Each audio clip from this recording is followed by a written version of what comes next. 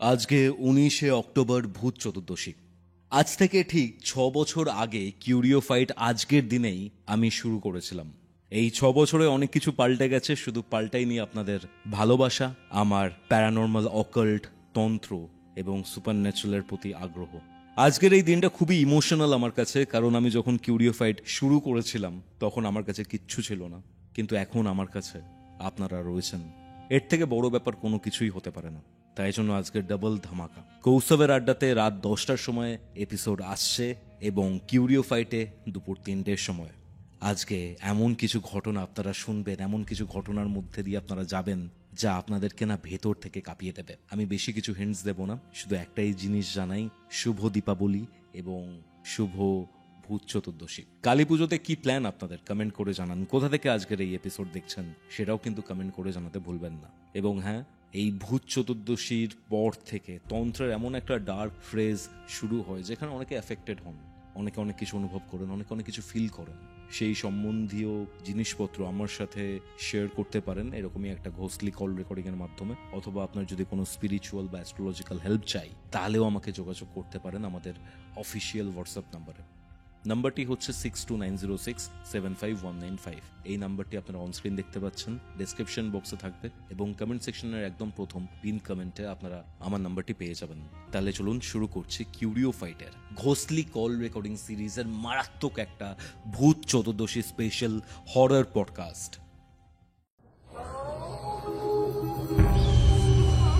Curio Fight presents Ghostly Call Recording, a horror audio documentary by Kaustav Kumar. এবার ভয় পাবে তুমিও। হ্যালো প্রিয়া, কেমন আছো? আমি ভালো আছি কৌস্তব, তুমি কেমন আছো? আমিও ভালো আছি। আজকে ভূত চতুর্দশী, এবং ভূত চতুর্দশী অর্থাৎ রবিবার দিন একদম সকাল সকাল তোমার সাথে এই রেকর্ডিংটা করা হচ্ছে। হ্যাঁ। কারণ কালকে রাতে এই রেকর্ডিংটা করার সাহস তুমিও দেখাতে পারোনি, আমিও দেখাতে পারি। হ্যাঁ। কি ঘটেছিল শুরু থেকে জানতে চাই। তার আগে আমি তোমাকে জানাই, তোমার পরিবারকে জানাই এবং কিউরিও ফাইটের সকল পরিবারের সদস্যকে জানাই শুভ দীপাবলির আন্তরিক শুভেচ্ছা, অভিনন্দন। এবং আজকে ভূত চতুর্দশী, ভূত চতুর্দশীরা কেমন ভাবে কাটাচ্ছেন সেটা অবশ্যই জানাবেন। বাড়িতে 14 প্রদীপ জ্বালিয়ে 14 শাক খাওয়াটা খুবই উপযুক্ত একটা ব্যাপার। আমরা এইসবে আসবো। তার আগে আমি তোমার ঘটনাতে আসতে চাই। কি ঘটেছিল একদম শুরু থেকে শুরু করো, কারণ ঘটনাটা খুব কাছেই, রাজারহাটের ঘটনা। হ্যাঁ। আচ্ছা, তোমাকেও শুভ দীপাবলি। Thank R you. আমি প্রথমে সবার কাছ থেকে একটু ক্ষমা চেয়ে নিচ্ছি, কারণ আমার খুব ঠান্ডা লেগেছে। আমি তোমাকে কালকেই বললাম, হুম এবার হুম। হয়তো একটু কয়েক জায়গায় আমার একটু গলাটা ভালো নাও লাগতে পারে। তো আজকে যে ঘটনাটা আমি বলবো, এই ঘটনাটা আমার খুব নিজের একজন ক্লোজ রিলেটিভ, আমার এক দিদির সাথে হয়েছে। আমি সম্পর্কটা পুরো বলতে পারবো না কিছু অসুবিধার জন্য, তোমাকে আমি কাল যে বললাম। একদম। তো আমার খুব ক্লোজ রিলেটিভ, আমার আহ, দিদি হয় সম্পর্কে। আমি 2010 পর্যন্ত তাদের বাড়ি আমার খুব যাতায়াত ছিল। আর এই যে ঘটনাটা, এই ঘটনার কয়েকটা অ্যাসপেক্ট আমি নিজের চোখে দেখেছি। আহ, আর এই ঘটনাটা যে ব্যক্তিটাকে নিয়ে, তাকে আমি ছোটবেলায় দেখেছি, তার সাথে আমি কথা বলেছি, তার সাথে আমি যখন আমার ওই আত্মীয়র বাড়ি গেছি তার সাথে আমি ঘুরেছি। তো খুব আমার খুব একটা কাছের ঘটনা। তো এই ঘটনাটা হচ্ছে রাজারহাট নারায়ণপুরের ঘটনা। আমি আমার দিদিকে আমি রীতা নাম করেই আমি ডাকবো, এটা একটা ছদ্মনাম। তো এই যে দিদি, এই দিদি আহ একটা খুব ভালো বন্ধু ছিল, একটা বেস্ট ফ্রেন্ড ছিল। হুম। হুম হুম। এবার ওই ছেলেটা, নাম ধরে নাও অভিক, ঠিক আছে? ওকে ওকে। তো অভিকের সাথে আমার দিদির খুব ভালো বন্ধুত্ব ছিল, বেস্ট ফ্রেন্ড। অভিক খুব জলি একটা ছেলে ছিল, পাড়ায় সবাই ওকে খুব পছন্দ করতো। পাড়ার যে কোনো কাজে, যে কোনো পাড়ার ফাংশন বলো, সবকিছুতে ও পার্টিসিপেট করতো, উদ্যোক্তা হিসাবেও সব কাজে খুব এগিয়ে যেত, খুব জলি ছেলে ছিল। এবার এই ছেলেটাকে আমিও দেখেছি প্রচুর ফাংশনে। আমার দিদির বাড়িতে আসতাম যখন ছোটবেলায় যেতাম, আমার দিদিদের বাড়িতে আসতো। তারপরে আমার সাথে কথা হয়েছে, এমনকি আমাকে লজেন্সও কিনে দিয়েছে, এটা সেটা কিনে দিয়েছে। তখন মোটামুটি এটা 2007-08-এর ঘটনা বলছি, হুম। যখন আমি 7-8-এ পড়তাম। তো তার আগে থেকেই আমার যাতায়াত ছিল, তার আগে থেকে আমি চিনি। তো এই যে অভিক, এই অভিক একটা, ও হিন্দু ঘরের ছেলে, ও একটা অন্য জাতের একটা মেয়ের সাথে ওর ভালোবাসার সম্পর্ক হয়। মানে একটি মুসলিম এই মেয়ের সাথে। মুসলিম মেয়ের সাথে, হ্যাঁ, ওকে। একজন মুসলিম মেয়ের সাথে ওর ভালোবাসার সম্পর্ক হয়। তো আহ, এবার একবার খুব এরকম 2007 বা 2008-এর ঘটনা, আমার অতটা এক্সাক্ট ইয়ারটা মনে নেই, কিন্তু 7-8 হবে এই সময়কার ঘটনা। তো একদিন গিয়ে টানা ওই সময়টা খুব বৃষ্টি হচ্ছে। তো প্রায় 2-3 দিন ধরে ওদের ঘর থেকে খুব ঝগড়ার আওয়াজ পাওয়া যাচ্ছে, মানে অভিকের সাথে ওর বাবা মা দাদা দিদি ওদের সব, দাদা বৌদি, হ্যাঁ, ওদের সবার সাথে অভিকের খুব ঝগড়া হচ্ছে ওদের ঘর থেকে 2 দিন। এবার বৃষ্টিতে তো অত সেরকম লোকজন বেরাচ্ছে না, তো কিন্তু সবাই ঘর থেকে শুনতে পাচ্ছে যে ওদের ঘরে খুব বৃষ্টি হচ্ছে, খুব ঝগড়া হচ্ছে, হ্যাঁ। এইবার তখন 3 দিন পর, 3-4 দিন পর যখন বৃষ্টিটা কমেছে, তখন ওইখানে একটা বাঁশবাগান ছিল, হ্যাঁ। ওই বাঁশবাগানটা মানে খুব ঘন বাঁশবাগান। এইবার ওই বাঁশবাগানে অনেকে কি করতো, বিভিন্ন কারণে যেত নোংরা ফেলতে বা এই ধরনের। আর ওই যে অনেকে কুকুর, যাদের ঘরে ধরো কুকুর ছিল, অনেকে কুকুরদেরকে ওই বাঁশবাগানে নিয়ে যেত কুকুরদেরকে পটি করাতে। তো এমনকি মানে আমার দিদিদের বাড়িতেও 3টে কুকুর ছিল, ওরাও ওই বাঁশবাগানে পটি করাতে নিয়ে যেত, আমিও গেছি ওই বাঁশবাগানে এরকম। তো একদিন ওরকম কেউ একজন ভোরবেলাতে ওই বাঁশবাগানে তার কুকুরকে পটি করাতে নিয়ে গেছে। এবার ওখানে নিয়ে গেছে, গিয়ে দেখছে একটা গাছ, সে গাছের ডালের মধ্যে, মানে এমনি একটা কোনো অন্য বাঁশবাগানের মধ্যে অন্য একটা গাছ ছিল, একটা গাছের ডালের মধ্যে দেখছে অভিকের ঝুলন্ত দেহ। ঝুলছে? হ্যাঁ, গলায় দড়ি দিয়ে ও ঝুলছে। আচ্ছা। তো সে তো এবার ওটা দেখে চিৎকার চেঁচামেচি করে আরো সবাই লোকজনকে ডেকেছে। এবার লোকজন এসেছে, এবার প্রাথমিকভাবে তো ওর বাড়ির লোক এসে কান্নাকাটি করছে। এবার সবাই প্রাথমিকভাবে বলছে, মানে ব্যাপারটাকে দেখানোর চেষ্টা করা হচ্ছে যে অভিক আত্মহত্যা করেছে। হুম। এবার কিন্তু সবার মনে যেই জিনিসটা দেখে সন্দেহ জাগে, অভিকে আহ পা পুরো পরিষ্কার, যেখানে বাঁশবাগানের মধ্যে মানে পায়ের পাতা ডুবে যাবে এইরকম কাদা, ঠিক আছে, পুরো কাদায় ভর্তি। প্লাস প্রায় টানা 2-3 দিন ধরে বৃষ্টি হয়েছে, তার জন্য আর ওখানে না তখন সেই সময় কাঁচা কাঁচা মাটির রাস্তাই ছিল, হ্যাঁ, কাঁচা মাটি বা ধরো ওই ওই সুরকি ফেলে ওই ধরনের রাস্তাই ছিল। এবার অভিকের পায়ে কিন্তু কোনো জুতো ছিল না, ওর খালি পা, কিন্তু ওর পায়ের তলা পুরো পরিষ্কার, ওর পায়ের মধ্যে কোনো কাদা লেগে নেই। এবার একটা ছেলে, সে যদি অত কাদার মধ্যে, সে যদি বাঁশবাগানে যায়, গিয়ে যদি সে কোনো কারণে যাতে কোনোভাবে গাছে উঠে সে যদি ফাঁস লাগায়, তার তো পায়ে তো কাদা লেগে থাকবে, তার পায়ে তো ডেফিনেটলি। জুতো নেই, কাদা লেগে থাকবে, কিন্তু ওর পায়ে কিন্তু কোনো কাদা নেই। তো সবাই তখন মনে মনে ভাবে যে ওদের বাড়িতে যে ঝগড়াঝাটি হচ্ছিল, হতে পারে সেই কারণেই ওর হয়তো কোনোভাবে বেকায়দায়, হয়তো ওর গালে আবার 5 আঙ্গুলের চড়ের দাগ ছিল, জানো তো, আচ্ছা আচ্ছা ওর আচ্ছা। গালে চড়ের দাগ ছিল। তো সবাই ভেবেছে যে কোনো কারণে হতে পারে যে বেকায়দায় হয়তো মেরেছে, ওর লেগে গেছে। তো এবার বাড়ির লোক ভয় পেয়ে ওকে ওখানে এনে ঝুলিয়ে দিয়েছে, এটা সবাই অনুমান করেছে, কিন্তু কেউ তো আর কিছু বলতে পারছে না।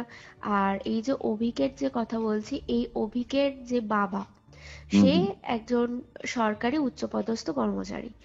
আর তার সেই সময়কার যে লিডিং পলিটিক্যাল পার্টি, সেখানেও তাদের সাথেও তার বেশ মানে জানাশোনা ছিল। এবার সে ওই ব্যাপারটাকে কোনো রকমের কিছু একটা করে তার নিজের সোর্স লাগিয়ে সে ব্যাপারটাকে ধামাচাপা দিয়ে গোটা ব্যাপারটাকে আত্মহত্যা হিসাবে প্রেজেন্ট করা হয়। আচ্ছা। তো তারপরে এবার গোটা ব্যাপারটা এখন ঠান্ডা হয়ে যায়। এবার অনেকে প্রশ্ন করে যে ওর গালে চড়ের দাগ এই দাগ, তো ওরা বলে হ্যাঁ এমনি কথা বলার সময় একটু মেরেছিলাম, তাতে হয়তো অভিমান করে এসে ওরকম ঝুলে গেছে। তো এই এই নিয়ে ও ব্যাপারটাকে ওর বাড়ির লোক মোটামুটি ব্যাপারটা ঠান্ডা হয়ে যায়। এবার প্রায় 2 সপ্তাহ এরকম হয়ে গেছে, এইবার কিছু অস্বাভাবিক ঘটনা শুরু হয় ওই বাঁশবাগানকে ঘিরে বেশি। এছাড়াও মানে ওই ওই পাড়াটার মধ্যেও একটা অস্বাভাবিক কিছু ঘটনা শুরু হয়। প্রথম কথা হচ্ছে মানে গোটা পাড়াটা তো খুব থমথমে। এক তো হচ্ছে যেহেতু ছেলেটাকে পাড়ার সবাই ভালোবাসতো, খুব জলি ছেলে ছিল, এবার ওরকম একটা ছেলের মৃত্যু হয়ে গেছে, তো সেই কারণে সবারই একটা পাড়ার মধ্যে মন খারাপ। আর ওই বাঁশবাগানে যেহেতু একটা এরকম দেহ পাওয়া গেছে, তো সেই জন্য বাঁশবাগানকে ঘিরেও সবার মধ্যে একটু প্রথম প্রথম ভয় ছিল। তারপর এরকম বেশ 2-3 সপ্তাহ কেটে গেছে, সবকিছু মোটামুটি সবাই ধীরে ধীরে ভুলে গেছে। তো ওই যে বললাম না, বাঁশবাগানে অনেকেই যেত মাঝে মাঝে, তারপর কিছু ছেলে পিলে যেত ওই বাঁশবাগানে, ধরো সিগারেট টিগারেট খেতে, একটু নেশা ভান করতেও কিছু ছেলে যেত পাড়ার। তো যেটা শুরু হলো, সবাই বলতে শুরু করলো যে ওই বাঁশবাগানের মধ্যে থেকে না ঠিক অভিকের গলা করে আহ মানে কারোর কান্নার আওয়াজ পাওয়া যায়, মানে কেউ যেন খুব কষ্টে কাঁদছে। তো বাঁশবাগানের ভেতর অনেকেই, ধরো যারা এরকম গেছে কুকুরকে হাঁটাতে ভোরের দিকে বা ধরো একটু সন্ধ্যের দিকে, এরকম যারা যায়, অনেকেই বলে যে ওই বাঁশবাগানে গেলেই মনে হয় তারা শুনতে পায় যে কোনো একটা ছেলে ফুপিয়ে ফুপিয়ে খুব কষ্টে কাঁদছে। হ্যাঁ, এবার একবার কতগুলো ওরকম 4-5টা ছেলে ওরা সেই বাঁশবাগানে নেশা করতে গেছে। হ্যাঁ, ওই সিগারেট আরো কিছু হয়তো বিয়ার টিয়ার নিয়ে ওরা নেশা করতে গেছে। এবার আহ কিছুক্ষণ পরে ওরা না, সবাই কি হয়েছে তখনও পাড়ার লোক জানে না। এবার কিছুক্ষণ পরে না ওরা হন্তদন্ত করে ওই বাঁশবাগান থেকে ছুটে ছুটে এসে, মানে সবাই হাঁপাচ্ছে এসে। এবার এবার সবাই তো মানে পড়ি কি মরি, মানে সেরকম অবস্থা, কেউ পড়ে গেছে, হাত ঠাত কেটে গেছে এরকম। এবার খুব বিভ্রান্ত লাগছে ওদেরকে দেখে। এবার তখন একজন জিজ্ঞাসা করেছে যে কি হয়েছে, তোদের কি হয়েছে? এবার ওই বাঁশবাগানের মধ্যে না আবার ভর্তি শিয়ালও থাকতো। হ্যাঁ, তো অনেকে আবার ভেবেছে কি যে শিয়ালে তাড়া করেছে বা এরকম কিছু। তো এবার ওরা বলছে, ওদের মধ্যে একটা ছেলে বলছে যে কি হয়েছে। ওরা গেছে, এবার ওরা গিয়ে ওই প্রথমে ওরা ওই বিয়ারের বোতল খুলেছে। এবার বিয়ারের বোতল খুলে ওরা বাঁশবাগানে একটা ওই গাছের গুঁড়ি বা এই ধরনের কিছু একটা বড় ছিল, সেইটার উপর ওরা বসেছে। এবার বসে ওরা বিয়ারের বোতলটা খুলেছে, তখন হঠাৎ করে ওরা শুনতে পাচ্ছে, মানে তখন মানে কি আলো আঁধারির সময়, মানে অন্ধকার অন্ধকার, একটু হালকা আলো আলো রয়েছে, অন্ধকার অন্ধকার, এইরকম অন্ধকার নামবে নামবে এইরকম সবার। এবার হঠাৎ করে ওরা শুনছে ওদেরকে না কে একটা যেন বলছে যে এই আমাকে একটু দিবি, আমাকেও একটু দে না রে। তখন এবার ওরা প্রথমে ভেবেছে কি যে মানে ওরা নিজেদের মধ্যে ভেবেছে কি ওদের মধ্যেই হয়তো কেউ চেয়েছে। তখন এবার একটা ছেলে বলছে কি, এই কে নিবি নে না, নিয়ে নে, এখানে সবারই তো গোলাম বোতল আছে, নিয়ে নে কেউ একটা। তো তখন বলছে কি যে না, আমাকে একটু এইদিকে এসে দিয়ে জানা রে, এইদিকে এসে দিয়ে জানা, এমনি করে। এবার তখন ওরা দেখছে কি, ওরা তখন ভালো করে খেয়াল করছে যে ওরা যেই জায়গাটায় বসে রয়েছে ওই জায়গাটা থেকে ওই যে অভিক যেখানে ও গলায় দড়ি দিয়েছিল সেই গাছটা খুব একটা বেশি দূরে নয়। হ্যাঁ, ওরা ওরা মানে প্রথমে যখন গেছে ওরা না অতটা খেয়াল করেনি, ওরা ঢুকে একটা জায়গায় বসেছে। পরে যখন ওরা আশপাশে এরকম দেখছে, দেখছে যে ওরা ওই যে অভিক যে গলায় দড়ি দিয়েছে যে গাছটাতে, সেই গাছটার একদম কাছেই বসে রয়েছে। আর ওরা স্পষ্ট, ওরা দেখছে যে মানে গাছের পেছন থেকে, হ্যাঁ, অভিকের মতন কেউ একটা, মানে আলো আঁধারি তো ওরা দেখে যতটা বুঝতে পারছে, যে অভিকের মতো কেউ একটা না ওই গাছটাকে এইভাবে গাছটার গায়ে হেলান দিয়ে দাঁড়িয়ে রয়েছে। দাঁড়িয়ে ওকে ওই সে এই কথাটা ওদেরকে বলছে যে আমাকেও একটু দিবি রে, একটু দে না রে, এরকম করে। এইবারে ওইটা দেখে ওরা যখন, ওদের মধ্যে যারা যারা অভিককে মানে ভালোভাবে চিনতো তারা তো এক ঝটকা দেখেই বুঝতে পেরেছে, আর তারা তো এই গোটা ঘটনাটা জানে। হুম হুম ওরাই হুম ওরাই ওইটা দেখে, মানে ওরা ভাবছে যে অভিক এখানে কোথার থেকে এলো, ওইটা দেখে ওরা ওইখানে ওইভাবে বোতল আর যা সিগারেট ফিগারেট ছিল সব ওখানে ওরকম ফেলে দিয়ে ওরা ওখান থেকে দৌড়ে ওই বাঁশবাগান থেকে বেরিয়ে এসেছে। পালিয়ে গেছে এক কথা পুরো। হ্যাঁ, বেরিয়ে পালিয়ে এসেছে। ওকে। এই ওদের সাথে এরকম একটা হয়েছে। তারপরে আবার আরেক দিনকে ওই রকম ওই ধরো কেউ একজন খুব ওই ভোর ভোর সময়, হ্যাঁ ভোর ভোর সময়, আর বাঁশবাগানটা না এত ঘন যে তুমি যদি বেলা ওই 10টা 11টার সময়তেও যাও তখনও পুরো আলো ঢোকে না, তখনও একটা আলো আঁধারি পরিবেশ হয়ে থাকে। আর ধরো সেই যখন ভোর ভোর গেছে ওরকম 5:30 6টা তখন তো আরো অন্ধকার, তখন তো রোদ্দুরের তেজ অত বেশি থাকে না, তখন আরো অন্ধকার। এবার সে যখন ঢুকেছে, সে তার কুকুরকে নিয়ে হাঁটাতে গেছে। এবার সে যখন এরকম ঢুকছে, তার কুকুরটা যাচ্ছে তার সাথে সাথে। এবার হঠাৎ করে তার কুকুরটা না একটা জায়গায় এরকম মাটিতে পাটা শক্ত করে এরকম হয়ে দাঁড়িয়ে গেছে, মানে মাটিটাকে আঁকড়ে কুকুরটা দাঁড়িয়ে গেছে। এবার কুকুরটাকে সে না কিছুতেই আর মানে টেনে আগে নিয়ে যেতে চাইছে না, আর কুকুরটা না পুরো একদম গায়ের মানে সে লোমগুলো দেখে বলেছে খাড়া, আর কুকুরটা বলেছে খুব ভয় পেয়ে গেছে, ভয় পেয়ে কেমন একটা কুই কুই আওয়াজ করছে। কিন্তু ওই কুকুরটা কিন্তু তার আগে কখনো এরকম করে না, মানে ওই কুকুরটা মানে কোনো বড় জাতের কুকুর, মোস্ট প্রবাবলি কোনো আহ ল্যাব্রাডর বা গোল্ডেন রিট্রিভার এই ধরনের কোনো একটা কুকুর হবে, বড় কুকুর, কোনো ছোট মানে ছোট সিটজু বা এই ধরনের কোনো ছোট কুকুরও নয়।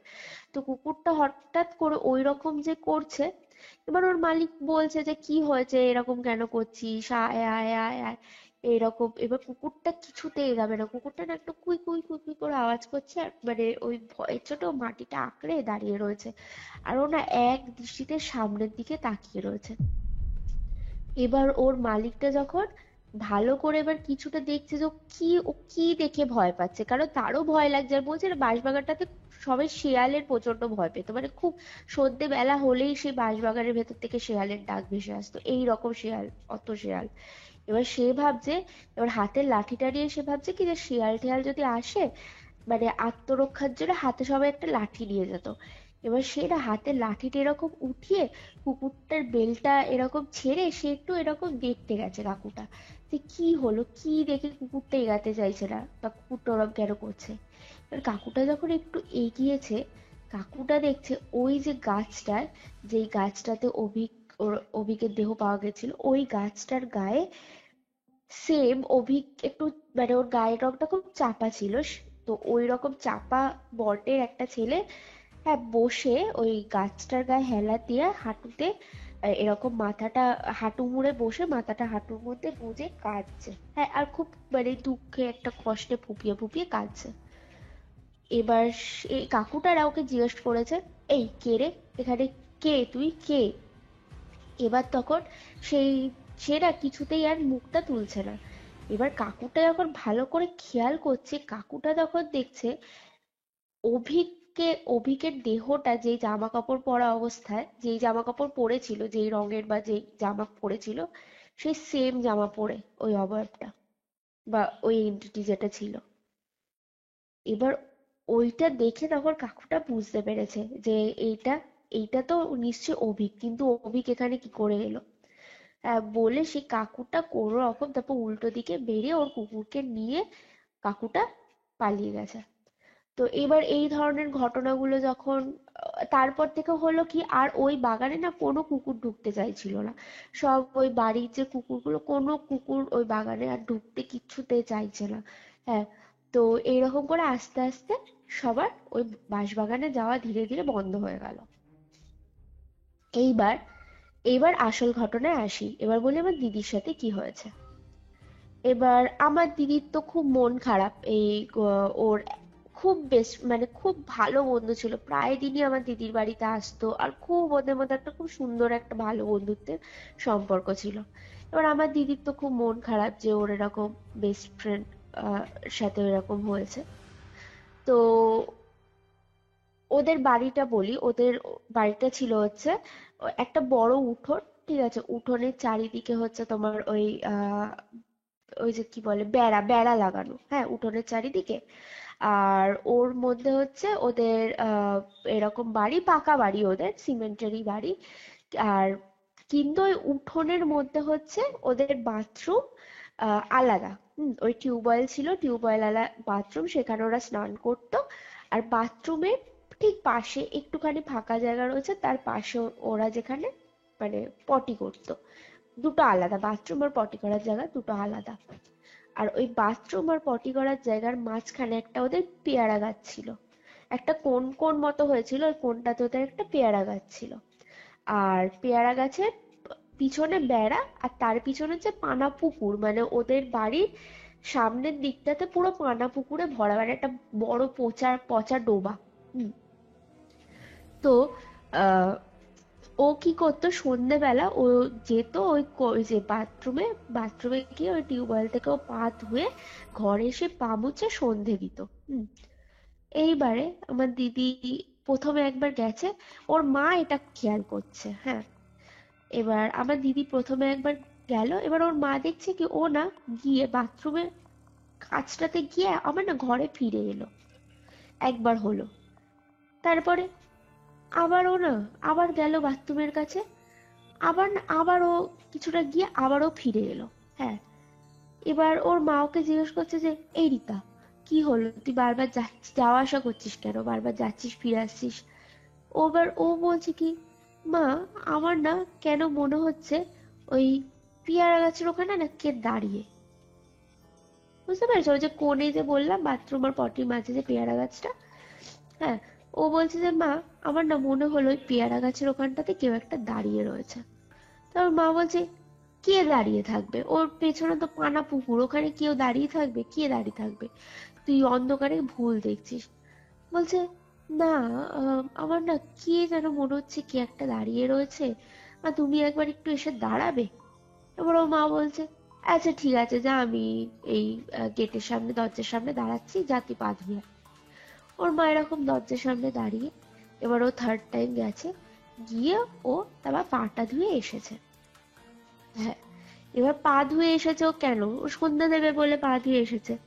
এবার পাটা ধুয়ে আসার পরে ওর মা ওকে বলছে যে, যা এবার সন্ধ্যেটা দিয়ে দে। এবার ও হঠাৎ করে বলছে কি, দেবো না আমি সন্ধ্যে। এবার ওর মা বলছে, তুই সন্ধ্যে দিবি না মানে, তুই তো সন্ধ্যে দিবি বলেই তো তুই পা হাত পা ধুয়ে এলি। এবার বলছে, না, আমি দেবো না সন্ধ্যে, তুমি দাও গিয়ে।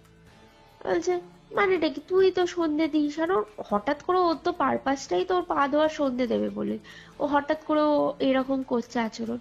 তো বলছে যে, না, কি হয়েছে তুই বল। তা বলছে, আমি দেবো না বলেছি সন্ধ্যে, আমি দেবো না। হ্যাঁ, তুমি দিলে দাও, নয়তো ঠাকুরকে সন্ধ্যে দেওয়ার দরকার নেই। এবার ওর মা বলছে যে, তুই হঠাৎ করে আমার সাথে এইভাবে ওর মেজাজ দেখেই কথা বলছিস, কি হয়েছে? হ্যাঁ, যা, তোকে সন্ধ্যে দিতে হবে না বলে। হ্যাঁ, এবার ওর মারও রাগ হয়েছে।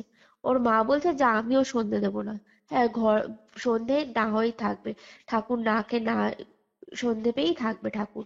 আর রাত্রিরে তোর দাদা আর বাবা আসুক, তারপরে আমি সব বলবো যে তোর হঠাৎ করে তুই এরকম, তোর কি হলো, তুই এরকম করেছিস আমার সাথে বলে। ওর মা কি করেছে, ওর মা সন্ধে আর দেয়নি।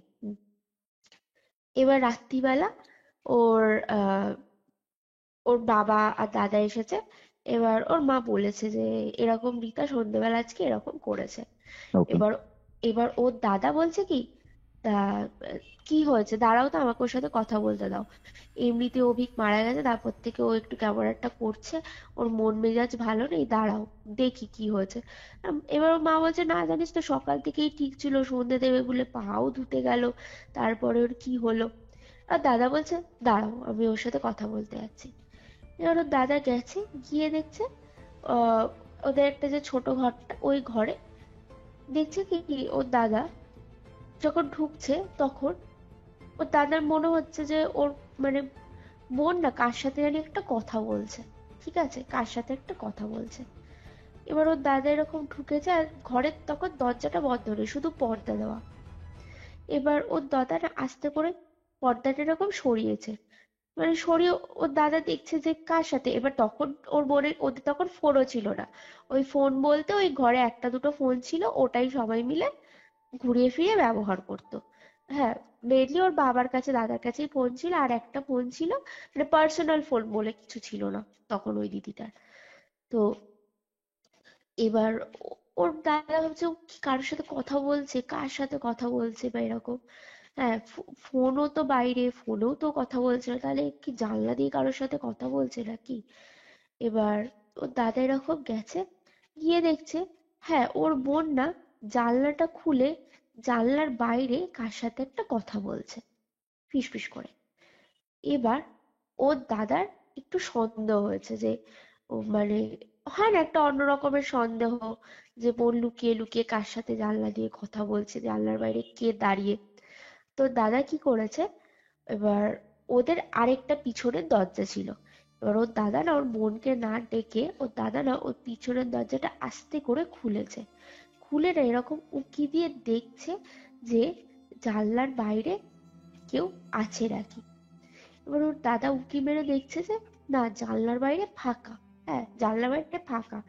এবার ওর দাদা দরজাটা ওইভাবে খোলা রেখে ওর দাদা আবার এসে ওর মানে ওর বোনের সাথে কথা বলছে। আর ওই যে পিছনের দরজাটার যে কথা বললাম, ওই দরজাটার ওই ঘরের ডিস্টেন্সটা কিন্তু খুব বেশি না, হার্ডলি 3-4 পা। মানে ওই যে ঘরটা, ওই ঘরটার পাশ থেকেই ওই দরজাটা শুরু হয়েছে। ওই দরজাটা দিয়ে ওরা না মেইনলি ওই বাইক ঢোকাতো।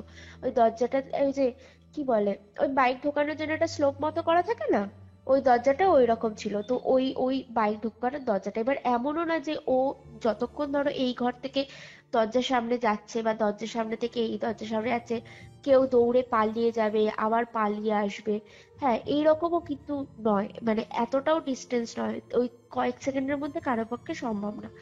এবার ওর দাদা যখন আসছে, ওর দাদা আবার দেখছে, ভালো করে যখন শুনছে, ওর দাদা শুনতে পাচ্ছে যে ওর বোন যার সাথে কথা বলছে হেসে হেসে, সেই ছেলেটারও হাসির গলার আওয়াজ ওর দাদা শুনতে পাচ্ছে। কিন্তু ওর দাদা কিন্তু জানলার সামনে কাউকে দেখতে পাচ্ছে না, কিন্তু তার আওয়াজটা শুনতে পাচ্ছে। এবার ওর দাদা ওকে না জিজ্ঞেস করেছে যে এই রিতা, তুই কার সাথে কথা বলছিস রে? এবার ওরা ওর দাদার দিকে না একদম পুরো স্বাভাবিক ভাবে তাকিয়ে বলছে কি, এ দা ওই দেখ অভিক এসছে, এমনি করে। এটা বলছে পুরোপুরি? হ্যাঁ, ও বলছে ওর দাদাকে, মানে একদম হেসে, মানে ও যেন মনেই হচ্ছে যে রিতা না পুরো ভুলেই গেছে যে অভিক যে নেই এই পৃথিবীতে, রিতা যেন সেটা ভুলেই গেছে। ও এমন স্বাভাবিক ভাবে, মানে আগেও যেমন ধরো অনেক সময় না অভিক আসতো এসে জানলার ধারে দাঁড়িয়ে, এই রিতা এটা দিত, এই কেমন একটু হাসি করতো, হাসি মজা করে কথা টথা বলতো। হ্যাঁ, ঠিক ওরকম, মানে ওই জানলা থেকে ওরা আগেও কথা বলতো, রিতা আর অভিক ওরা আগেও কথা বলতো, হাসাহাসি করতো। বা অনেক সময় ধরো আমার ও রিতার মায়ের সাথে কথা বলতো এরকম। এবার ওই সময় ঠিক যেভাবে স্বাভাবিক, ওইভাবে স্বাভাবিক ভাবে বলছে কি, এ দাও ওই দেখ অভিক এসছে। তখন ওর দাদা বলছে কি, এই অভিক কোথা থেকে আসলো, তুই কি বলছিস? বলছে এই তো দেখ না কি হাসাচ্ছে আমাকে, অভিক কি হাসাচ্ছে, এত মানে ওই বলছে এত রগরের রগরের কথা বলে না, এরকম করে বলছে। ওর দাদা বলছে ইয়ে তুই পাগল হলি নাকি, তুই কি বলছিস, অভিক বেঁচে আছে নাকি, অভিক তো মারা গেছে। আর ও বলছে এরকম, এই তো অভিক, দেখ দেখ তুই দেখতে পাচ্ছিস না অভিককে, এমনি করে। এবার ওর দাদাও একটু ভাবছে যে না, ও কিন্তু একটা ছেলের, ওর দাদাও হালকা হালকা একটা ছেলের হাসির আওয়াজ, একটা ছেলের মানে ফিসফিস করে কথা আওয়াজ কিন্তু শুনতে পেয়েছে। আর ওর দাদা কিন্তু যখন দেখেছে তখন কিন্তু সত্যি সত্যি জানলার সামনে কিন্তু কেউ ছিল না। এবার ওর দাদা না এইসবের মধ্যে ওর দাদা যে ওকে বকতে গেছিল, ওর দাদা সে বকাটাই ভুলে গেছে। এবার ও দাদা বলছে কি, আচ্ছা ঠিক আছে তুই ছাড়, বাদ দে, তুই তাড়াতাড়ি আয়, তুই মা খাবার করেছে, রুটি করেছে, খেতে আয়। এবার বলছে না আমি খাবো না। বলছে কেন খাবি না কেন, সেই দুপুরে খেয়েছিস, খাবি না কেন? এবার এর আগে কিন্তু পর্যন্ত কখনো এরকম কিছু করেনি, ও কিন্তু ঠিকঠাক মতো খাওয়া দাওয়া সবই করতো। এবার বলছে না আমি না খাবো না। বলছে না তুই আয়, তুই অন্তত একটা রুটি খেয়ে যা। বলে ওকে জোর করে টানতে টানতে নিয়ে এসেছে। এবার খেতে বসেছে, খেতে বসে মাকে বলছে কি, খাচ্ছে, এক মানে রুটিটা ছিঁড়ে তরকারি দিয়ে মুখে দিয়েছে। ওর মাকে বলছে এই তুমি ওকে পচা খাবার খেতে দিয়েছো কেন? নিজেরা ভালো ভালো খাচ্ছে আর আমাকে পচা খাবার খেতে দিয়েছো? আর ওর মা বলছে পচা খাবার কেন খেতে দেবো তোকে? এক্ষুনি তো আমি রান্না করলাম, রুটি করলাম, তরকারি করলাম, গরম গরম আমরাও যা খাচ্ছি তোকেও তাই খেতে দেওয়া হয়েছে। বলছে না তুমি পচা খাবার খেতে দিয়েছো আমাকে। আহ দেখো আমার খাবার থেকে কি বাজে গন্ধ বেরোচ্ছে, কি পচা গন্ধ বেরোচ্ছে, আমি খাবো না, খাবো না। এবার ওর মা শুকছে, এবার দেখছে সত্যি সত্যি যে ওর তরকারিটা সত্যিই পচা গন্ধ বেরোচ্ছে ওর তরকারি থেকে। মানে ওই একই তরকারি কিন্তু ওরাও খাচ্ছে, আর এমনও না যে তরকারিটা সত্যিই বাসি বা পচা। ওই একই তরকারি কিন্তু ওর মা খাচ্ছে, একই তরকারি ওর ভাই খাচ্ছে, ওর বাবা খাচ্ছে, সবার তরকারি ঠিক আছে, কিন্তু ওর মা পুরো দেখছে ওর তরকারিটা থেকে না গন্ধ, আর মানে পুরো মানে ওই গাজা গাজা উঠে গেছে, মানে মনে হচ্ছে যেন 1 মাস আগেকার তরকারি। এবার ওর মা তো ওটা দেখে অবাক হয়ে গেছে। ওর মা বলছে কি যে, তুই ঠিক কি হলো আমি তো বুঝতে পারছি না, তুই আমারটা খেয়ে নে তাহলে। বলছে যে না আমি আর খাবো না, হ্যাঁ এটা খেয়ে আমার বমি উঠে এসছে, আমি আর খাবো না, আমি আজকে আর খেতে পারবো না বলে এবার ও শুতে চলে গেছে। এবার ও কিন্তু মায়ের সাথেই শুতো, ওই যে ছোট ঘরটাতে ওর দাদা শুতো, আর রীতা ওর মা বাবা একটা ঘরে শুতো, ওর মা বাবা নিচে ওই বিছানা করে শুতো, আর রীতা খাটে শুতো। হ্যাঁ, এবার হঠাৎ করে বলছে কি আমি ছোট ঘরে শোবো। এবার ওর দাদা বলছে যে না ছোট ঘরে তা আমি শুই, তুই কেন ছোট ঘরে শুবি? আর দাদাকে বলছে আমি ছোট ঘরে শোবো মানে আমি ছোট ঘরেই শোবো। এবার ওর দাদার সাথে কিন্তু কেউ ওইভাবে কথা বলে না, সত্যি কথা বলতে ওই দাদাটা না খুব রাগী, মানে আমিও ওই দাদাটাকে ভয় পেতাম, এখনো পাই, ও প্রচন্ড বদরাগী দাদাটা। এবার ওর সাথে ওরকম, এবার ওদের তো ভাই বোনের মধ্যে ঝগড়া লেগে গেছে। এবার ও বলছে কি যে তুই আমাকে মেরে পুঁতে দিলেও তুই আমাকে এই ছোট ঘরের মধ্যেই পুঁতে দিবি, আমি এই ঘর থেকে বেরোবো না, এইরকম। মানে ও যেন অদ্ভুত একটা জেদ। এবার ওর দাদা ওর হাত ধরে না ওকে টেনে ওকে ঘর থেকে বার করার চেষ্টা করছে। এবার ওর দাদা বলছে যে ও কিন্তু রীতা কিন্তু একটা খুব মানে রোগা পাতলা মেয়ে, রোগা এক পাতলা, খুব বেশি ওর গায়ে শক্তি এরকমও নয়। আর ওর দাদা কিন্তু তার অপোজিট, ওর দাদা বেশ লম্বা চওড়া, গায়ে খুব শক্তি ওর দাদা। ওর দাদা কিন্তু ওকে টেনে ওকে ওই বিছানা থেকে নড়াতে পারছে না। ও যে বিছানায় বসে রয়েছে, ও বিছানাতে ও এক চুলও ওর দাদা ওকে নাড়াতে পারছে না, এই রকম। মানে ওর দাদা অবাক হয়ে গেছে যে ওর গায়ে এত শক্তি কোথার থেকে এলো। এবার লাস্টে যখন খুব এরকম ঝগড়া অশান্তি হচ্ছে, হ্যাঁ ওর দাদা তখন রেগে মেগে বলছে আমি, ও যদি এই ঘর থেকে না বেরায় আমি ঘর থেকেই চলে যাবো, এই যাবো। তখন ওদের যে মা, তখন সেই মা ও বলছে যে এই দাঁড়া, ঝগড়া করিস না, তুই ঘর থেকে বেরাস না, তুই দাঁড়া, কিছু একটা হয়েছে দাঁড়া। আর সন্ধ্যাবেলা না এরকম ও একটু ভয় ভয় পাচ্ছিল, তুই আহ যাস না বলে এবার ওর দাদা আর ওর মা বাবা আরেকটা ঘরে শুয়ে পড়েছে, ওর দাদা বিছানা আর মা বাবার নিচে। এবার রাত্রিবেলা ওর মা তো ভালো করে ঘুম হচ্ছে না মেয়ের টেনশনে। হ্যাঁ, এবার ভাবছে যে কি হলো কি হলো। এবার হঠাৎ করে ওর মা শুনতে পাচ্ছে ওদের যে মেইন যে মানে ঘরের একটা, ওদের দরজা ছিল না, ওদের একটা গ্রিল ছিল।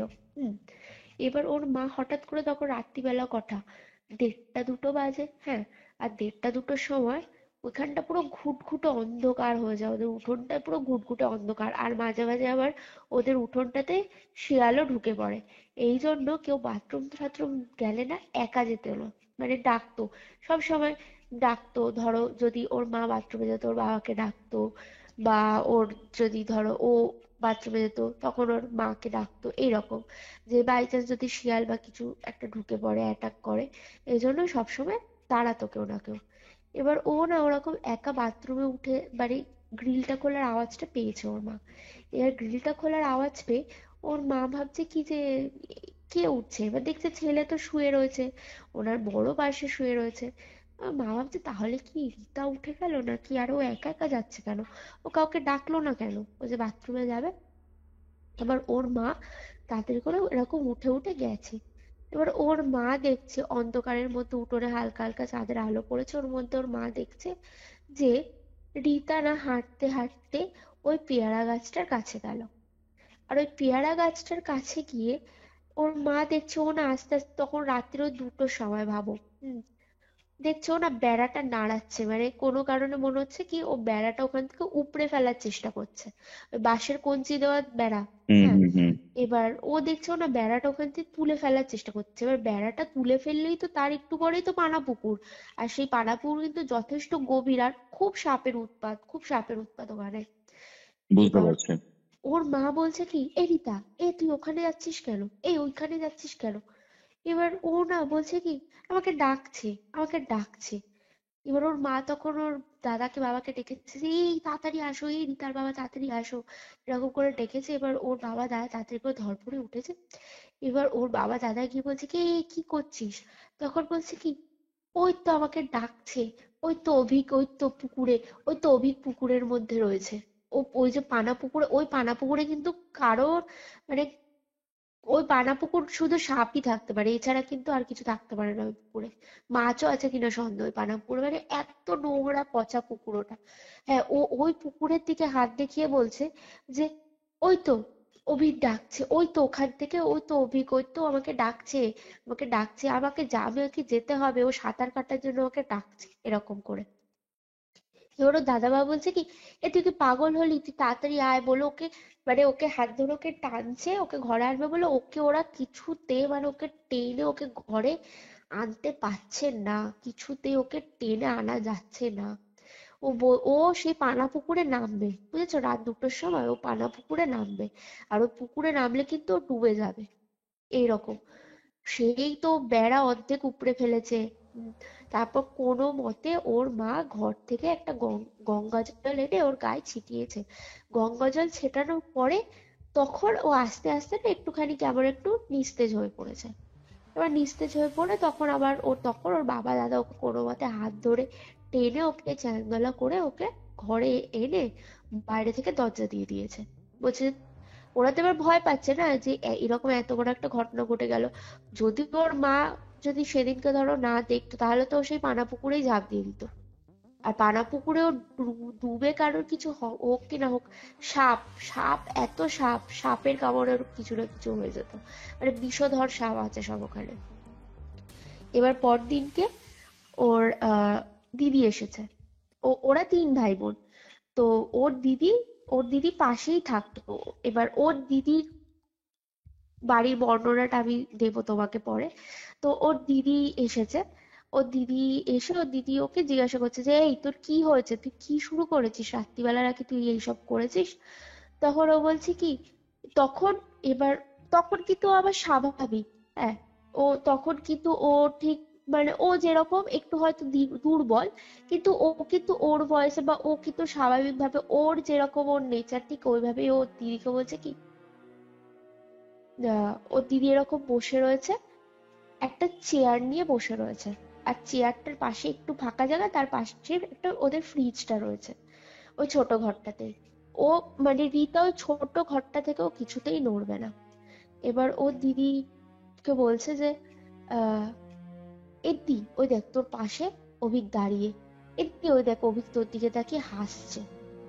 এবার ও দিদি পাশে দেখছে, পাশে তো কেউ নেই, পাশ তো ফাঁকা। হ্যাঁ, ও বলছে কোথায় অভিক, কোথায় অভিক, বলছে ওই তো, ওই দেখ তোর পাশে দাঁড়িয়ে, ওই তো তোর চেয়ারের হ্যান্ডেলে হাত দিয়ে দাঁড়িয়ে, এরকম করেও বলছে। তখন ওর দিদি বলছে কি, কোথায়, কেউ তো নেই, এরকম ওর দিদি বলছে। এবার ওর দিদি বলছে কি, কোথায় অভিক, অভিক এলে ঠিক আছে, অভিক এলে আমাকে দেখা দিক, তাহলে অভিক যদি এখানে আসে।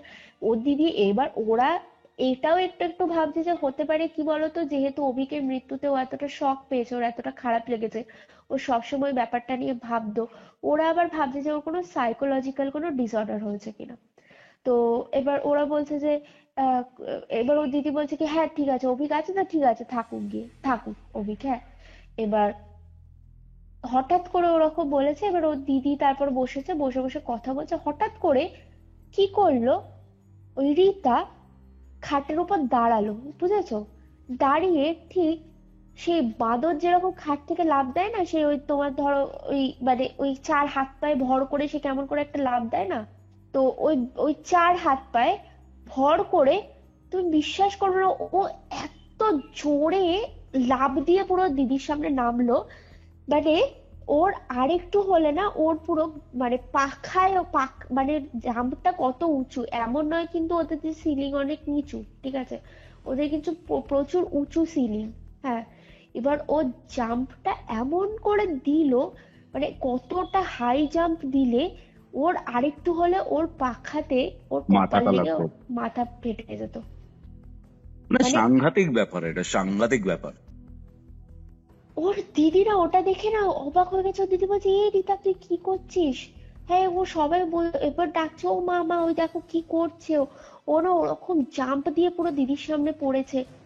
হ্যাঁ, এবার হকচকিয়ে গেছে। ওর দিদি বলছে, আর এবার ওর দিদি কি করেছে, ওর দিদি ওকে তো তাড়াতাড়ি করে ধরে, এবার ওকে, ও পড়েছে, পড়ে না ওর ঠিক ব্যালেন্সও হারায়নি, ও না পুরো স্পষ্ট বসে, মানে প্রপারলি ও বসেছে একদম পুরো 4 হাত পায়ে ভর করে। এবার সবাই ডেকেছে, ডেকে এবার ও দিদি, তখন এবার মনে হচ্ছে ও দিদি একটু একটু ভয় লাগছে যে কি হলে এইরকম কি করে করতে পারে ও, মানে ওই রকম পুরো উড়ে কি করে, উড়ে আসার মতো করে ও কি করে আসতে পারে। তো তারপরে এসে আবার ওর মাকে বলছে, ও মামা জল, গঙ্গা জল ছেটাও। এবার গঙ্গা জল ছিটিয়েছে, গঙ্গা জল ছেটানোর পরে তারপরে এবার ও তখন আবার একটু মানে একটু আবার স্বাভাবিক হয়েছে, আর ওর চোখগুলো না তখন পুরো লাল। হ্যাঁ, এবার স্বাভাবিক হয়ে ও আবার খাটে গিয়ে এরকম পায়ের মধ্যে মাথা এরকম মুড়ি দিয়ে ও বসে রয়েছে, মাথা গুজে বসে রয়েছে। বসে হঠাৎ করে না এবার ও কাঁদতে শুরু করেছে। কাঁদছে মানে কিরম করে কাঁদছে, ওর ওর গলা তো রয়েছে, তার সাথে সাথে না একটা ছেলের গলা, মানে ডুয়েল ভয়েসে কাঁদছে ও। ওর গলাতেও কাঁদছে, তার সাথে সাথে একটা ছেলের গলাও ভেসে আসছে ওর গলার মধ্যে থেকে। ওরা ফুপিয়ে ফুপিয়ে কাঁদছে আর বলছে আমাকে মেরে দিল, আমাকে মেরে দিল বলে এরকম দুলছে, কাঁদছে আর বলছে আমাকে মেরে দিল, আমাকে মেরে দিল। মানে হ্যাঁ, ডুয়াল টোনে বলছে পুরো। ডুয়েল টোনে ও বলছে পুরো, যে আমাকে মেরে দিল, আমাকে মেরে দিল, আমার মাকে ডাকো, আমার মাকে ডাকো। এবার রিতার মা এসে বলছে কি কি হয়েছে বল, বলছে তুমি না, আমার মাকে ডাকো, আমার মাকে ডাকো। এবার ওরা বুঝতে পারছে না আমার মা বলতে কি বলছে। হ্যাঁ, বলছে না আমার মাকে ডাকো, আমি পায়েস খাবো, মাকে বলো আমাকে পায়েস খাওয়াতে। হ্যাঁ, আমাকে মা মেরে দিল, মা কি করে পারলো, আমাকে কি করে ওরা পারলো মেরে দিতে, আমার মা কি করে সব দেখলো। হ্যাঁ, আমার মাকে বলো পায়েস করে দিতে, আমার মাকে ডাকো, এরকম একবার বলছে পায়েস করে দিতে বলো, আমার মাকে ডাকো।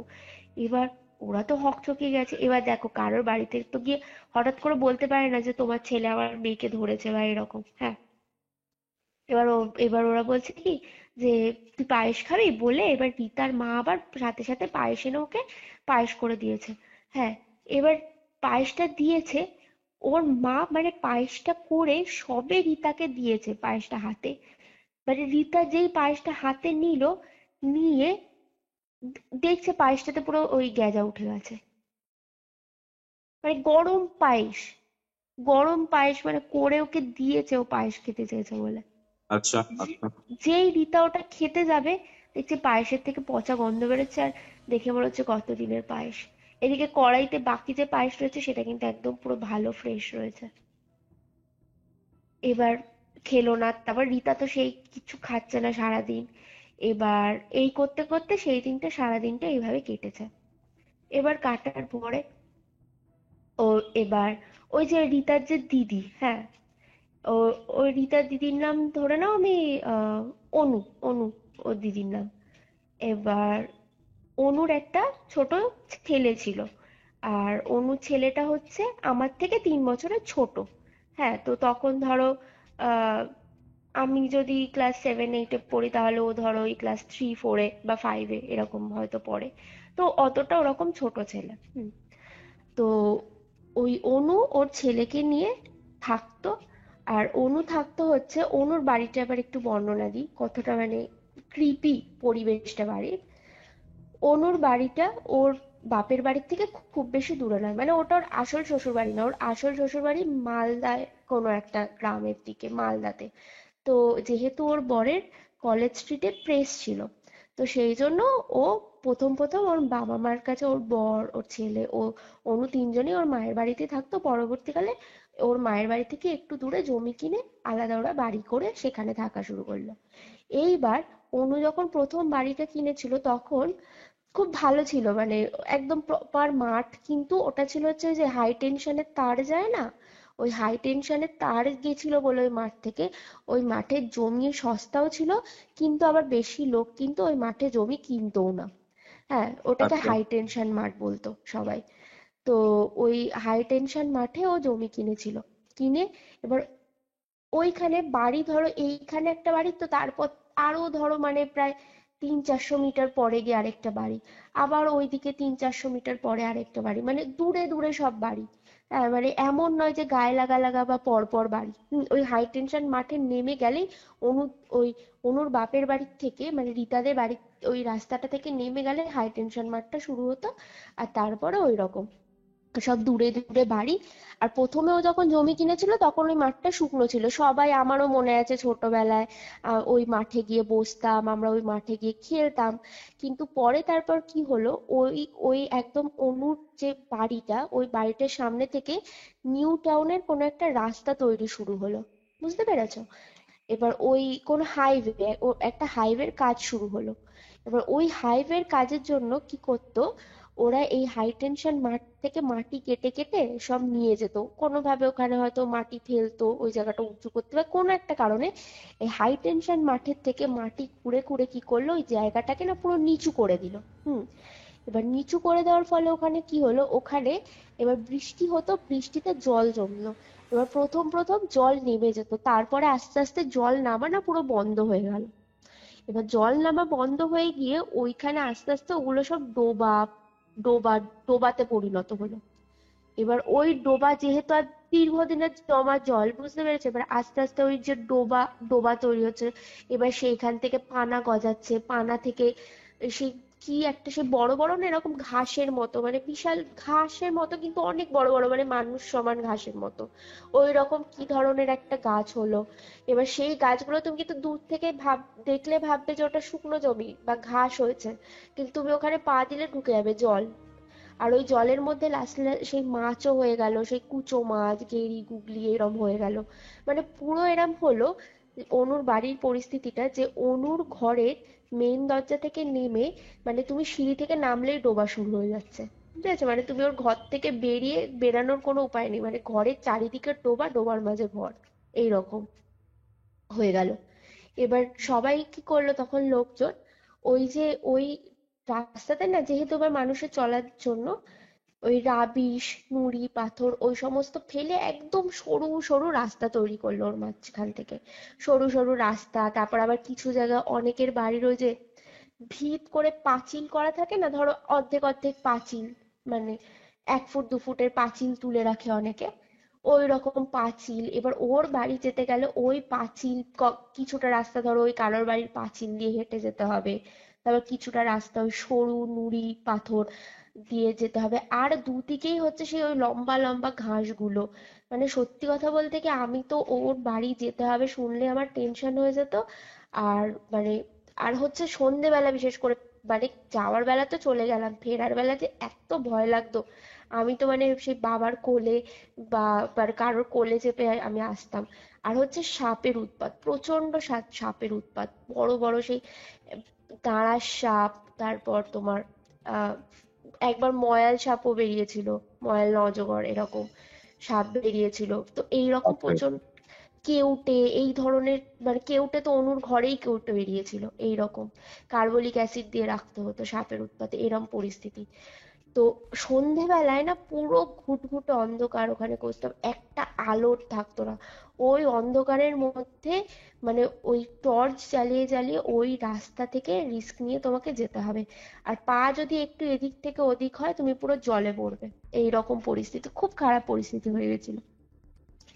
তো এইরকম সন্ধেবেলায় এবার অনু তো ওই বাড়িতে, রীতাদের বাড়িতে ওসব দেখে ওর ছেলেকে ও কোলে নিয়েছে, কোলে নিয়ে ওর ছেলেকে কোলে নিয়ে এবার এক হাতে টর্চ নিয়ে ও যাচ্ছে ওই সরু ওই সুরকি ফেলা রাস্তার মধ্যে থেকে। এবার ও যখন যাচ্ছে যাচ্ছে হঠাৎ করে ও পিছনে ও শুনতে পাচ্ছে যে ওর পেছন পেছন আরো কেউ একটা ওই সুরকির রাস্তা ধরে আসছে, ও মানে আওয়াজটা পাচ্ছে। এবার ওই সুরকির রাস্তা থেকে কিন্তু তুমি একবারে একজনই পাস করতে পারে, দুজন একসাথে যেতে পারে না। এবার ও ও প্রথমে ভেবেছে কি যে কেউ হয়তো পেছন পেছন আসছে, কিন্তু আবার ওই রাস্তাটা শুধু ওর ঘরেই যায়, অন্য ঘরে যেতে গেলে তাদেরকে অন্য রাস্তা ধরতে হবে।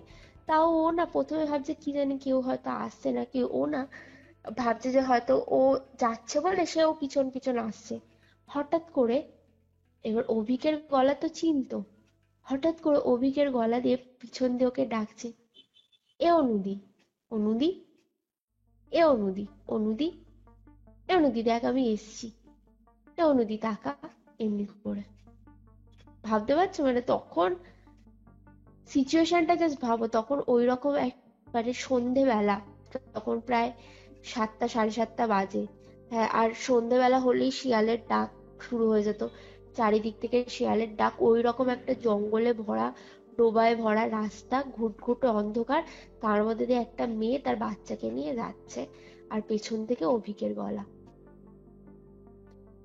এবার অনুকে কেউ হয়তো কোনোদিন বলেছিল যে এইসব সময় মানে ভয় পেলে গালাগালি দিতে।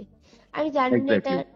হুম। ঠিক এফেক্টিভ কিনা, কিন্তু ও বলেছিল এই তুমি তোমার ঘটনাটি। ডমিনেন্সটা শো করছো ওইসব এন্টিটির সামনে, দ্যাটস মাই আচ্ছা, পয়েন্ট।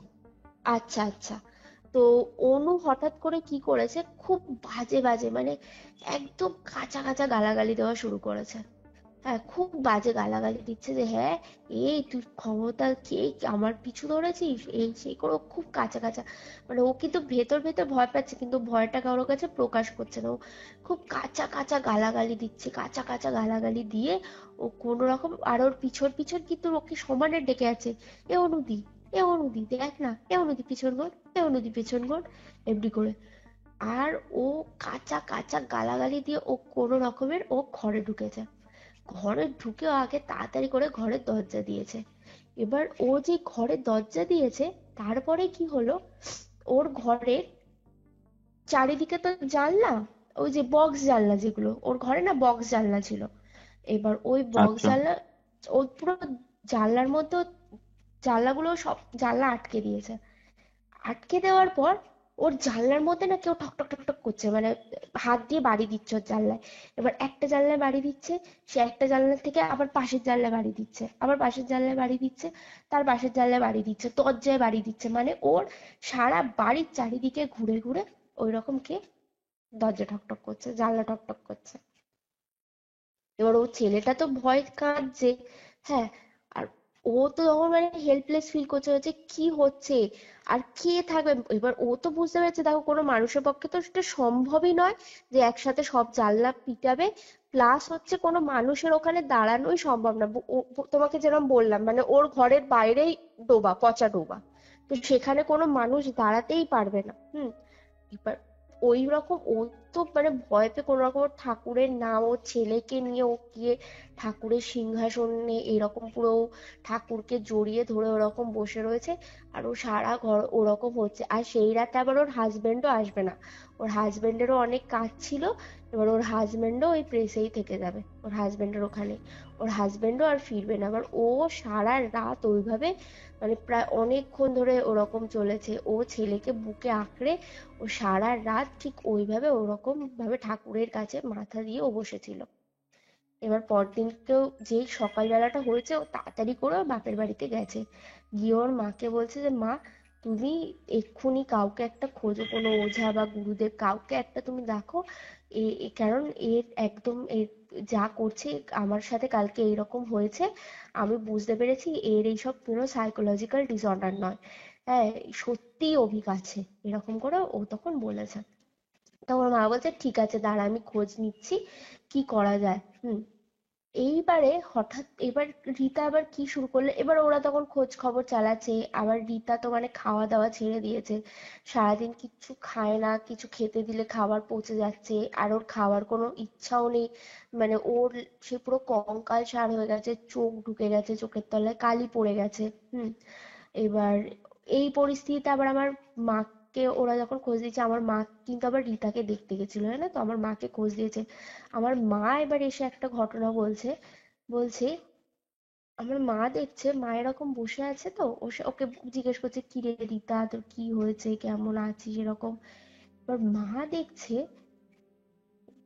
ও দাঁড়িয়ে রয়েছে, হঠাৎ করে ও এমন করে একটা জাম্প দিল, মানে ওর পুরো মানে পাখার কাছ থেকে ওর পুরো চুলটা ওর পাখায় লেগে বেরিয়ে গেল, এমন করে একটা জাম্প দিল, মানে দাঁড়িয়ে দাঁড়িয়ে জাম্প দিল। আর ও যে দাঁড়িয়ে যে জাম্প দিল, মানে এবার কেউ জাম্প দিলে কি একটু হাঁটুটা মুড়ে সে ফোর্স নিয়ে, ধরো আমি বা তুমি কেউ যদি একটা আমরা এমনি জাম্প দিই, আমরা কি একটু হাঁটুটা মুড়ে ফোর্স নিয়ে তো জাম্প করব, দাঁড়িয়ে যদি জাম্প করি। ওকে দেখে মনে হচ্ছে ও না পুরো এরকম স্বাভাবিক দাঁড়িয়ে রয়েছে। এবার ওকে দেখে মনে হচ্ছে অনেকে সেই দেখবে কেউ ধরো পেছন থেকে এসে ওই আমাদের পায়ের একটু নিচে হাঁটুর নিচ থেকে ধরে কেউ যদি এরকম করে সোজা করে তুলে দেয়, যেরকম করে আমরা উঠে যাই, হ্যাঁ, যেরকম, হ্যাঁ ঠিক ওকে দেখে না ঠিক ওই রকম মনে হচ্ছে যে ও ওরকম দাঁড়িয়ে রয়েছে, তো ওকে দেখে মনে হচ্ছে যেন অদৃশ্য কেউ না ওর পাটা ধরে ওকে ওরকম করে তুলে ছুঁড়ে দিল। মানে ও ওই হাঁটুটা হাঁটুটা মুড়িয়ে ওরকম করে জাম্প করছে না, ও দাঁড়িয়ে রয়েছে, ঠিক মনে হচ্ছে যেন ওকে কেউ এরকম ওর পাটা ধরে ওকে খাটের ওই পাখার কাছে তুলে দিল, এইরকম। হ্যাঁ, আর আর একটু হলেই ওর সেম ওই মানে ওর যে তোর মাথা লেগে মাথা কেটে যেত। এবার তখন ওরা তো দেখলো যে এটা তো খুব একটা সমস্যার বিষয় হয়ে গেল, এরকম যদি হতে থাকে তাহলে তো অসুবিধা। তো তখন কি করেছে, আহ ওরা ডিসাইড করলো যে পাখার ওই কানেকশনই কেটে দেবে, যদি গরম লাগে তাহলে ওই টেবিল ফ্যান চালিয়ে দেবে, কিন্তু ওরা পাখার কানেকশনই কেটে দেবে। এবার ওরা পাখার কানেকশনই কেটে দিল, ও খালি না ওরকম করে জাম্প করতো, মানে ওই খালি জাম্প করতো, আর দেখে ওর মনে হতো যেন কেউ ওকে ভাসিয়ে দিচ্ছে শূন্যে। হ্যাঁ, ও নিজে থেকে জাম্প করছে না, সরি। হ্যাঁ, ওকে দেখে খালি এবার আমার মা তো ওই ওই দৃশ্য দেখে, আমার মা এমনিতেই খুব ভীত, আমার মা তো ওই দৃশ্য দেখে আমার মা বলছে আমি আর আসবো না, তোদের এসব ঠিক হলে আমি আসবো, আমি আর আসবো না। এবার আমার মা ওই এসে আবার ওই ঘটনা, আমার তখন মনে আছে, আমার মা আবার এসে ওই ঘটনা আমাকে, বাবাকে, আমাদেরকে আবার সবাইকে শুনিয়েছিল যে জানিস তো রিতার সাথে এরকম এরকম হচ্ছে, আমি নিজের চোখে দেখে এসেছি। এবার রিতা খালি ওই যে কাঁদে যে আমার মাকে ডাকো, আমার মাকে ডাকো, হ্যাঁ আমি আমার মায়ের সাথে কথা বলতে চাই, আর ওই ডুয়েল ভয়েসে কাঁদে। আর রিতা যে সবসময় পোজেস থাকতো তা নয়, মানে ও না কখনো পোজেস থাকতো, আবার কখনো ওকে ছেড়ে দিত। এবার যখন ওকে ছেড়ে দিত তখন ও আবার স্বাভাবিকভাবে কথা বলছে, এই বলছে, কিন্তু খালি ও না অভিককে এদিক ওদিক দেখতে পেত, খালি বলতো যে ওই তো ওই দেখ অভিক দাঁড়িয়ে ওখানে ওইভাবে দাঁড়িয়ে। এবার তখন অনুদিও ওই ভয়ের চোটে বাচ্চাকে নিয়ে আসা বন্ধ করে দিল। অনুদি এবার আবার অনুদির বাড়িতে কি শুরু হলো, অনুদির বাচ্চাটা হঠাৎ করে সন্ধেবেলায় ওই যে বক্স জানলায় বললাম না বক্স জানলা ছিল, ওই বক্স জানলা উঠে গিয়ে কার সাথে না বাইরে কথা বলতো আর হাসতো বাচ্চাটা, কার সাথে বাইরে কথা বলতো আর খুব হাসতো ছেলেটা। হুম। এবার অনুদি এটা না বেশ কয়েকদিন ধরে লক্ষ্য করছে।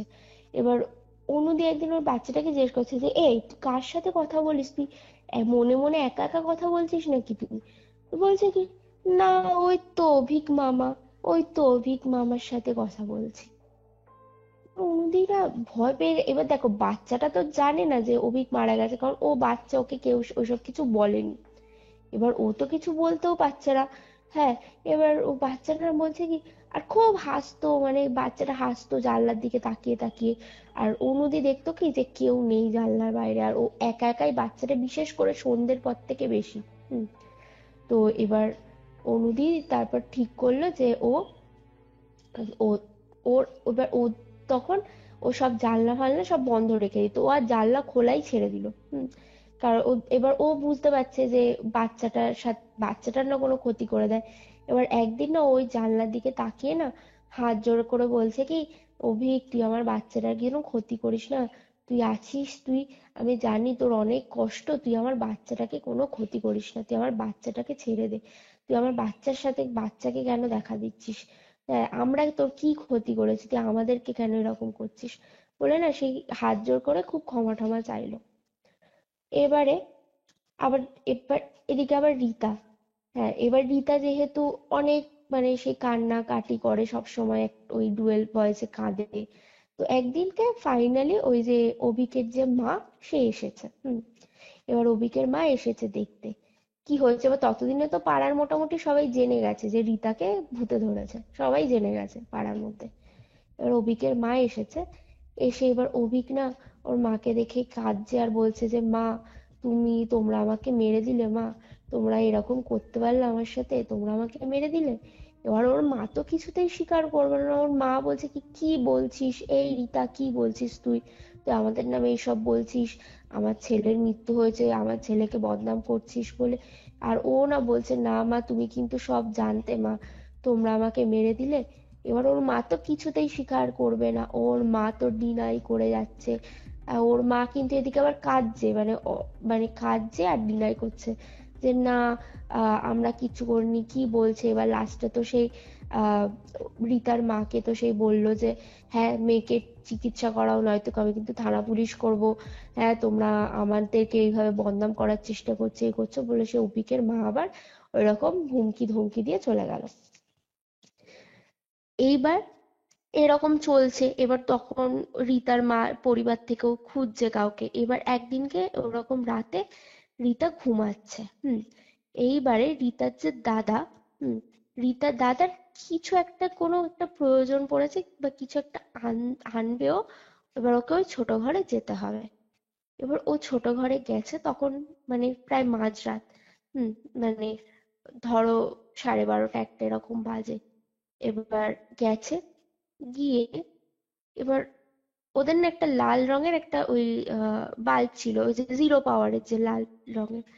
এবার ওই লাল রঙের আলোটা জ্বলছে, রিতা বিছানায় শুয়ে রয়েছে। এবার ওর দাদা না, যেই এরকম করে পর্দাটা সরিয়েছে, ওর দাদা দেখছে যে রিতা শুয়ে রয়েছে আর ওর পাশে কোনো একটা এন্টিটি বসে রয়েছে। বসে না এরকম, মানে বসে ও রিতার গায়ের মধ্যে এরকম মাথাটা দিয়ে শুয়ে রয়েছে। বুঝতে পারছো? মানে বসে মাথাটা রিতার গায়ের মধ্যে দিয়ে শুয়ে, মানে ওই যে কি মাথা বলছো? নিচু করে শুয়ে রয়েছে। সিরিয়াসলি এটা দেখেছে? সিরিয়াসলি এটা দেখেছে। তারপর? ওর দাদা যে এটা দেখেছে, ওর দাদা দেখার পরে ওর দাদা না ওর সাথে সাথে লাইটটা জ্বালিয়েছে। মানে ওই লাল আলো তো দাদা ওরকম দেখেছে, ওর দাদা আলোটা যেই জ্বালিয়েছে, দেখছে আলোটা জ্বালানোর সাথে সাথে রিতা না এরকম স্ট্রেট হয়ে বসেছে। মানে একদম মনে হচ্ছে যেন ঘুম থেকে কারোর যদি আলো জ্বালাতে ধরো ঘুম ভাঙে, মানে সে তো একটা ঘুম ভেঙে নড়ে চড়ে তো উঠবে, ওই রকম না। রিতা না এরকম স্ট্রেট এরকম শুয়েছিল, তো পুরো এরকম রোবটের মতো স্ট্রেট এরকম বসে পড়েছে। বসে পড়ে ওর দাদার দিকে তাকিয়ে বলছে কি, যেটা দেখে ফেলেছিস ঠিক দেখিসনি। উম, এরকম না, বলছে যে যেটা তোর তুই যেটা দেখলি সেটা তোর দেখা ঠিক হয়নি। মানে আমি, এই যে ধরো অভিক আছে, ঠিক আছে, তুমি হ্যাঁ, বললে খুব জলি ছেলে, হ্যাঁ, ভালোভাবে মিশে থাকতো, একটা হ্যাঁ, মানে মিস আপ হয়েছে ওর সাথে, কিন্তু ওর যে টেন্ডেন্সিটা এইদিকে চলে যাচ্ছে, এটা ভাবতেও কেমন একটা লাগছে। দেখো, বিভিন্ন এন্টিটি থাকে, বিভিন্ন উদ্দেশ্য থাকে, ঠিক আছে, হ্যাঁ, বাট সেটা যেটা এইদিকে চলে আসছে, এটা কি বলি, এটা মানে এটা তো ভাবাই যায় না। বাট এটাও সত্যি যে মৃত্যুর পর, মৃত্যুর আগের মানুষের সাথে কোনো কানেকশন থাকে না। সেটাই।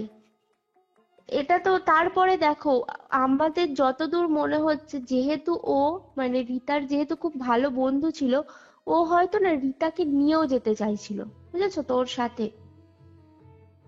এই আচ্ছা। রকমও হতে পারে, এই রকমেরও একটা মানে পার্সপেক্টিভ। মানে রিতাকে তুমি যদি আরো ঘটনাটা আমি যতটা বলবো পরবর্তীকালে তুমি বুঝতে পারবে ওর হয়তো ইন্টেনশনই ছিল রিতাকে ওর সাথে করে নিয়ে যাওয়া। নয়তো ওই সময় রিতা অনেকবার মৃত্যু মুখ থেকে বেঁচেছে। ওই পাখায় যদি ওর গলা কেটে যেত বা ওর যদি ধরো মাথাটা ফেটে যেত তো বাঁচতো না, বা সেই প্রথম রাতেও যদি পানা পুকুরে নেমে যেত তাহলেও তো ও বাঁচতো না। মানে এইরকমও একটা অ্যাঙ্গেল ওরা মনে করে যে এরকমও একটা অ্যাঙ্গেল রয়েছে। এইবারে ওর দাদা যে, আবার ফিরে আসি ঘটনা, এবার ওর দাদা যে ওই দৃশ্যটা দেখে যা রীতা এরকম না উঠে সোজা উঠে পুরো চোখগুলো লাল ওর দাদার দিকে তাকিয়ে বলছে কি, যেটা দেখলি ঠিক দেখলি না, এরকম করে। এবার ওর দাদা তো ভয় পেয়ে গেছে, ওর দাদা ভয় পেয়ে ওর দাদা গিয়ে, ও মামা তুমি তাড়াতাড়ি ওঠো, ওই দেখো বোন আবার কেরম করছে, কি হয়েছে তুমি তাড়াতাড়ি আসো, বলে নিয়ে গেছে। হ্যাঁ, এইবার রিতা ওর দাদাকে দিকে তাকিয়ে বলছে কি যে দেখ এবার তোর কি হয়, তুই তুই কি দেখেছিস তুই নিজেও জানিস না, এরকম খালি বলেই যাচ্ছে বলেই যাচ্ছে। এবার ওর দাদা তো, এবার ওর দাদা তখন একটু ভয়ও পাচ্ছে, কিন্তু সেই ভয়টা আবার প্রকাশ করতেও পারছে না। তো আবার ওই রাতে কোনো রকমের ওকে বুঝিয়ে বাজিয়ে আবার ওকে শুইয়ে দিয়ে বাইরে থেকে তালা দিয়ে দিয়েছে, তালা দিয়ে বেরিয়ে গেছে। এইবার সেদিনকে রাত্রিটা কোনো রকমের কেটে গেছে। এবার পরের দিনকে রাত্রির বেলা, পরের দিনকে রাত্রিবেলা ওর দাদা তখন ওর বাবা মায়ের সাথেই শুতো, ওর বাবা মা নিচে ওর দাদা খাটে শুয়ে রয়েছে।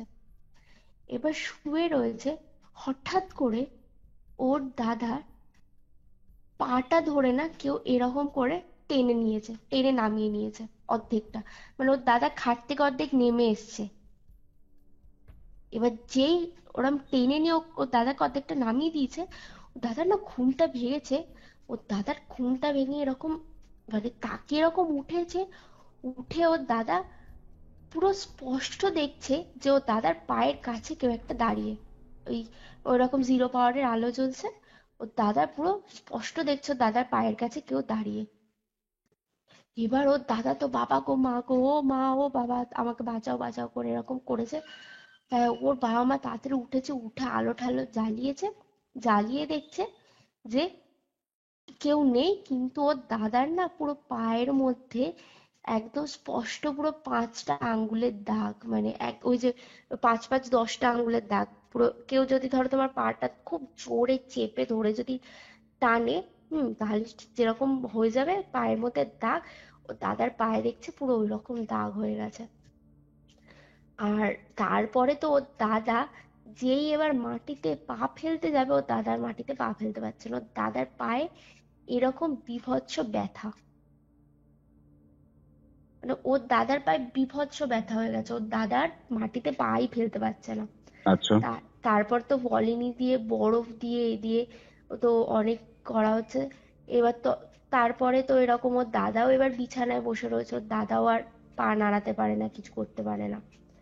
এইবারে ওর মা তখন এবার আ- এবার অনুদি, সরি ওর মা না, অনুদি। অনুদি কোনোভাবে একটা কোনো গুরুদেবের খোঁজ পায়। অনুদি যেহেতু ওর বাড়িতে ওরকম খোঁজ ছিল, তো অনুদিও খোঁজ করছিল। অনুদি একটা গুরুদেবের খোঁজ পায়। এবার সেই গুরুদেবকে আনা হয়। সেই গুরুদেবকে এনে তারপরে এবার সেই তো এবার গুরুদেব আসেন। গুরুদেব এসে গুরুদেব বলে যে ওর সাথে কথা বলে গুরুদেব। হ্যাঁ, যে সবাইকে বাইরে চলে যেতে বলে, ওই ঘরে বসে কথা বলে যে কি হয়েছে বল, তুই তুই কেন তুই ওকে এরকম কষ্ট দিচ্ছিস কেন, ও তো তোর বন্ধু হয়। তখন রীতা বলছে কি যে মানে রীতা ভেতর থেকে ওই অভিকের গলা করে বলছে যে আহ হ্যাঁ ও আমার বন্ধু হয়, তাই জন্যই তো আমি ওকে আমার সাথে নিয়ে যেতে চাইছি। তাই জন্যই তো আমি আমি তো চাই ও আর আমি একসাথে থাকি। আমরা কত হাসি মজা করতাম, ও আমার সব থেকে ভালো বন্ধু, আমার বেস্ট ফ্রেন্ড হয়। আমি আমি ওকে নিয়ে যাব আমার সাথে। তখন বলছে কি কেন তুই ওকে তোর সাথে নিয়ে যাবি? হ্যাঁ ওর তো এখন সারা জীবন পড়ে আছে। হ্যাঁ তুই ওকে এইভাবে তোর সাথে নিয়ে যাবি? বলছে না, আমাকে তো মেরে দিলো। আমাকে কেন মারলো? আমি কি করেছি? আমি তো শুধু একটা মেয়েকে ভালোই বেসেছি, তার জন্য আমাকে এমন ভাবে মারলো যে আমি মারাই গেলাম। হ্যাঁ আমি মরেই গেলাম। তারপর আমাকে নিয়ে গিয়ে ওভাবে ঝুলিয়ে দিল। হ্যাঁ আমি তো আমাকে তো কেউ কোনো মানে আমার তো কোনো জাস্টিসই পেলাম না এরকম করে। এবার উনি বলছেন যে হ্যাঁ কিন্তু ও কি করবে বল, ও তো কিছু জানে না, ও কি করবে। হ্যাঁ এবার তারপরে আরো কিছু রিচুয়ালস করেছেন ওই গুরুদেব। রিচুয়ালস করার পরে তারপরে ঠিক হয় যে ওই বাঁশবাগানে ঠিক যেইখানটায় ওকে ওর বডিটা পাওয়া গেছে, এবার ঠিক হয় যে ওইখানে কিছু একটা ওই মালসায় করে কিছু জিনিস আর কিছু খাবার দাবার ওইখানে দিতে হবে। হ্যাঁ এইবারে তো কেউ আর যেতে পারছে না, সবাই তো ভয় পায় বাঁশবাগানে যেতে। কে দেবে ওই খাবারটা? হুম এবার বলেছিল গুরুদেব যে যেই দেবে তাকে একা যেতে হবে, একা গিয়ে ওই মালসাটা ওখানে রেখে আবার তাকে ফিরে আসতে হবে, আর পিছনে তাকানো যাবে না। হুম তারপরে এবার কে যাবে লাস্টে অনুদি বলছে যে আমি যাব, আমার বোন আমার ছেলে আমিই যাব, আমাকে দাও। এবার তারপরে সে অনুদি এরকম বাঁশবাগানে ঢুকছে। ঢুকে অনুদি না সেই যেই মালসাটা রেখেছে ওই গাছটার কাছে, কোথার থেকে একটা দমকা হাওয়া পুরো ভেসে এলো, একদম দমকা হাওয়া এলো কোথার থেকে একটা। আর অনুদি ওই তাড়াতাড়ি করে রেখে ও পিছন ঘুরে ও সোজা হেঁটে চলে এসেছে। ও আর ওইদিকে তাকায়নি। তারপর থেকে আস্তে আস্তে রিতা একটু স্বাভাবিক হলো।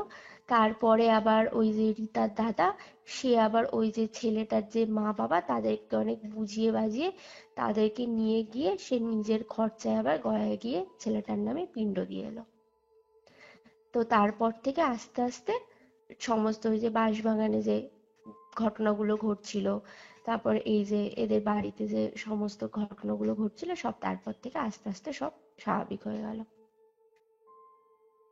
আচ্ছা, আমাকে একটা তো কথা বলো, এই যে হ্যাঁ, ছেলেটি রয়েছে, এই ছেলেটির সাথে এরকম টাইপের ঘটনা, এরকম অপমৃত্যুর জায়গা, তারপর তোমার বোনের সাথে হ্যাঁ, এরকম ব্যাপারগুলো হলো, মানে তো তো হ্যাঁ। একটা মানে লং টাইমে একটা কনসিকুয়েন্সেস থেকে যাবে না? মানে তোমার বোনের কি এরকমটা ছিল, মানে এই যে ব্যাপার স্যাপারগুলো ওর সাথে ঘটেছে, ভয় পেয়েছে, এরকম একটা ফ্রেজের মধ্যে দিয়ে গেছে, সেটা রেশ কি ওর পরের জীবনেও ছিল? সেটার রেশ ওর পরের জীবনে বলতে দেখো, প্রথম কথা তো ওই ট্রমা থেকে বেরিয়ে আসতে ওর অনেক সময় লেগেছিল। ঠিক আছে, যে ওর সাথে যেরকম, ওর হুম। কিন্তু পরবর্তীকালে সেরকম কিছু মনে নেই। ওর লাস্ট মনে ছিল ও ওই যে প্রথম দিন যে বললাম না ওই বাথরুমে গিয়ে ফিরে ফিরে আসছিল, ও লাস্ট মনে হচ্ছিল যে ওইখানে ও যখন ওই যে থার্ড টাইম যে গেছিল, ওখানে যখন গেছিল তখনই নাকি অভিক ওর কাছে এগিয়ে এসে বলেছিল, এরিতা, এমনি করে ডেকেছিল। ও তখন অভিককে দেখেছিল। তারপর থেকে যে ওর সাথে কি হয়েছিল, এই প্রায় এই যে ঘটনাটা আমি তো তোমাকে তো শর্টে বললাম, এই ঘটনাটা কিন্তু প্রায় 2-2.5 মাসের ঘটনা, এটা 2-2.5 মাস ধরে এটা চলেছিল। ও বুঝতে মানে পারছি। পুরো শারীরিক ভাবে পুরো ভেঙে পড়েছিল।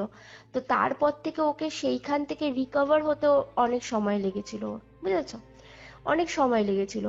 আর তারপর থেকে ওই অনুদিরও না বাড়িটা তারপর থেকে না কেমন একটা নেগেটিভ হয়ে গেছিল। তো অনুদি ওই গুরুদেবকে দিয়ে বেশ কিছু রিচুয়াল করে, গুরুদেব ওকে কিছু একটা মন্ত্র দিয়েছিলেন, বলেছিলেন ওর বাড়ির সীমানার চারদিকে ওর পুঁতে দিতে, এরকম কিছু একটা ওকে ছোট ছোট বোতলে কি দিয়েছিলেন। তো এই ধরনের কিছু ওদেরকে করতে হয়েছিল। আর এবার আরেকটা ঘটনা বলি, এই ঘটনাগুলো মানে একটা বিক্ষিপ্ত ঘটনা, এটা হচ্ছে এই যে অনু আর রিতার দাদার সাথে। এই ঘটনাটা মানে এই অভিক রিলেটেড নয়, এটা আরেকটা ফ্রেজের, অন্য একটা ফ্রেজের ঘটনা। তো এই এই দাদাটাকে, এই দাদাটার নাম ধরে নাও আমি আহ আহ, রাহুল, রাহুল দা। রাহুল দা। এবার এই রাহুল দার সাথে কয়েকটা ছোট ছোট ঘটনা বেশ ঘটেছিল, সেগুলো বলি। ওকে। তো এই রাহুল তাকে ওর মা কোনো একটা গুরুদেব বা কারো কাছে নিয়ে গেছিল, সে না ওকে একটা তাবিজ দিয়েছিল, বুঝেছ। এবার সেই তাবিজটা ওকে দিয়েছিল, এবার বলেছিল রাহুল দাকে যে তুই না অনেক কিছু দেখবি, কিন্তু তুই ভয় পাবি না, ওরা তোকে কিছু করতে পারবে না, কিন্তু তুই অনেক কিছু দেখতে পাবি, এরকম বলেছিল রাহুল দাকে। এইবার রাহুল দা এই ঘটনাগুলো রাহুল দা নিজে আমাকে বলেছে, আমি নিজের মানে কানে শোনা, 2010-এ যখন লাস্ট ওদের ওখানে গেছিলাম, তখন আমাকে এই ঘটনা, একদিন কারেন্ট চলে গেছে আর এইসব বলছে, ও আর ওর ওয়াইফ মিলে আমাকে এই ঘটনাগুলো বলেছিল। তো রাহুল দার হচ্ছে ক্যাটারিং এর বিজনেস, বুঝেছো তো। ও ক্যাটারিং এর সমস্ত ওই যে আহ, ওই ছেলে ছেলে সাপ্লাই করতো, তারপরে ওই তোমার ওই যে ওই যে ডেকোরেটার্স এর যে জিনিসপত্র, হুম হুম হুম হুম। বাসনপত্র, টেবিল, ওই সমস্ত সাপ্লাই করতো। ওর সেই সেই ব্যবসা ছিল। এবার একদিনকে রাত্রিবেলা কোনো বিয়ে বাড়ি বা কিছুর কাজ ছিল, রাত্রির 1টা-2টো হয়েছে।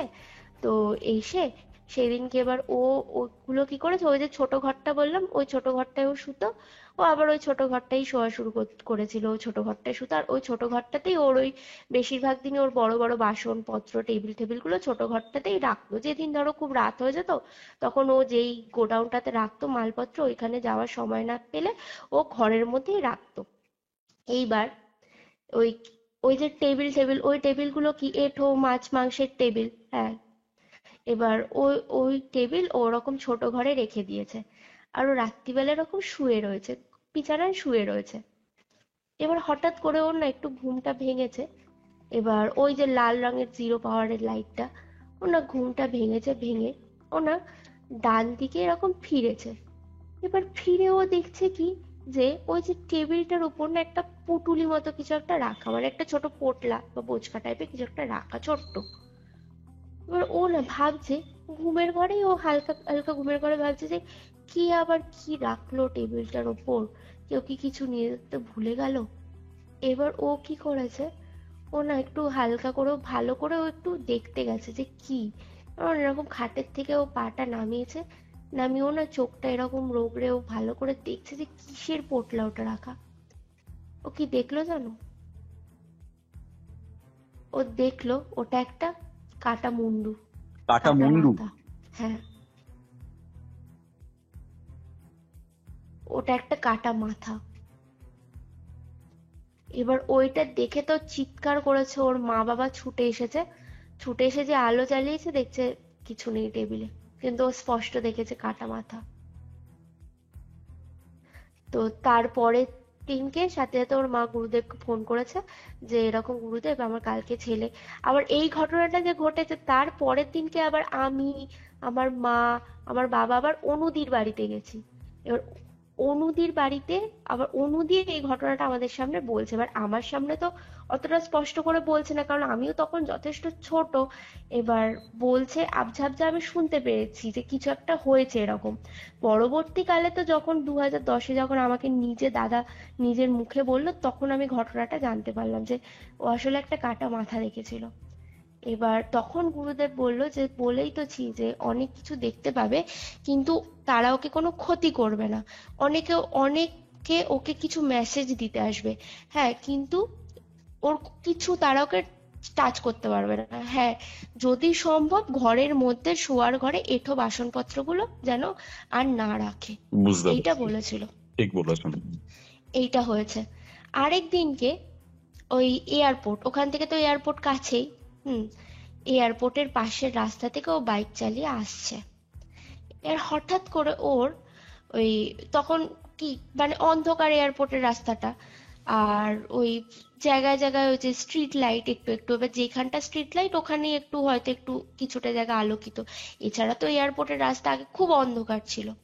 পাশের রাস্তাটা, ও পাশের রাস্তাটা থেকে আসছে বাইক নিয়ে। হঠাৎ করে ও দেখছে ওর বাইকের এই এই ঘটনাটা সত্যি বলতে কি আমার প্রচন্ড গুজবাম্পস দেয়, ভাবলেই গুজবাম্পস দেয়। ও দেখছে বাইকের যে লুকিং গ্লাস, দুদিকে দুটো তো লুকিং গ্লাস, ও স্পষ্ট দেখছে লুকিং গ্লাস থেকে ওর পেছনে না একটা কোনো মেয়ের চুল উঠছে। কি বলছো? হ্যাঁ, মানে ও মেয়েটাকে স্পষ্ট দেখতে পাচ্ছে না, মেয়েটার কিন্তু মুখ বা চেহারা কিছু দেখতে পাচ্ছে না, কিন্তু ও স্পষ্ট বুঝতে পারছে যে কোনো একটা মেয়ে বসে রয়েছে, আর তার দুদিক থেকে চুলটা উঠছে, আর দুদিকে লুকিং গ্লাস থেকে তার চুলটা যে উঠছে সেটা সেটা দেখা যাচ্ছে।